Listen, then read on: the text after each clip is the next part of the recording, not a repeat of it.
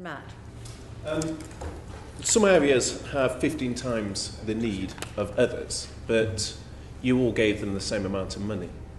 Are you talking about the Youth Crime Action Plan? Indeed, the Youth Crime Action Plan. Well, so it refers to the 69 local authorities, but you gave out a flat rate when some areas had 15 times the need. Yeah. Was that a mistake?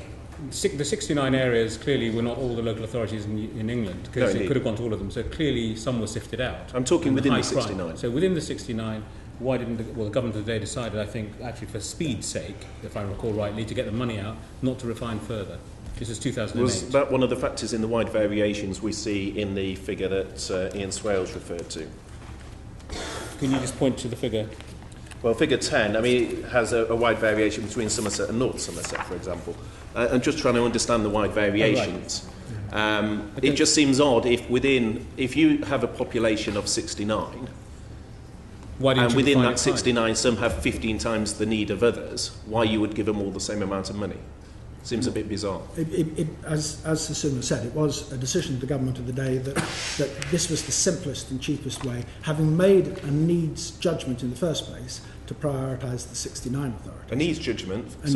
So the high crime areas were the areas that were included in the 69. So having made that first judgment, then that after that, speed and simplicity suggested just a block grant in the way. Crime areas. That's right. They were already a niche. So they were already targeted. Hierarchy. You see, we didn't do all local authorities in England, which was obviously one option. This is just it's targeted on the 69 highest crime areas. But, you know, the question is pertinent. Should we have refined it further? It's an essential question. But there's still a massive variant within that 69, is what you're saying. Yeah, and the government decided at the time, because of speed... Could I move on then? You also spent 30 million annually on the intensive surveillance and supervision, but provided no specific content. Is it normal for the department to spend £30 million but not give any content? You mean the white paper?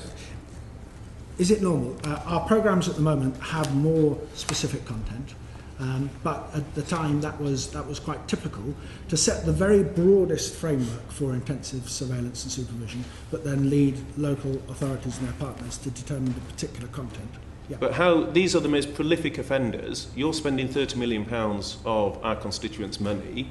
How do you know you're getting value for money if you don't have any sense of what the content is? We specified the overarching components. For example, 25 hours, minimum of 25 hours contact with a youth offending team worker on each work. Process. In each week. Process. And as I said that, Chair, I knew you were going to say that, and you'd be right. You'd be right. And that was the approach in 2002. I mean, essentially, I think what you find with the programmes now, the content will be much more specified. But what I'm struggling to understand is if you're not defining at the front end what they need to do, but you're not measuring at the back end what they have done, it's very hard to assess whether you're getting value for money. For example, if one looks at prevention work, the report says evaluations are yet to identify which of the activities that make up the content of these programmes are driving reductions and which are not. So presumably you're spending money on prevention programmes which are not driving reductions. All of our prevention programmes have been subject to evaluation at the time that they were introduced. And the current position is that the most refined initiatives on prevention, intervention, and family intervention programmes, for which there is an evidence base being built up as they go along. So we were never in a position where we spent money on prevention without trying to carry out some evaluation of... But that's not what the report says. I mean, I've read out what the report says. Well, the concern I have is you were requesting 3,000 data items each year. And youth offending teams, even now, when they were surveyed by the NAO, were saying, you know, we're inundated with bureaucracy and data requirements.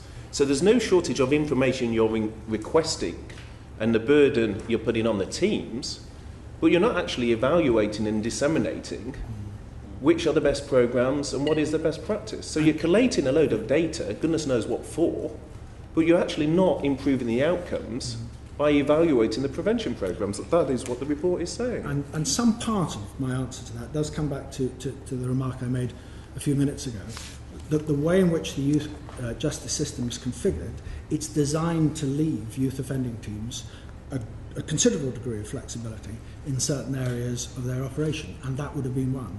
Now, clearly, there are alternative ways of doing this. You could have a national youth justice system run by central government in much the way that the Offender Management Service runs the probation service, or what have you. But that wasn't the will of Parliament in 1998. Right, we're coming closer to a vote. I want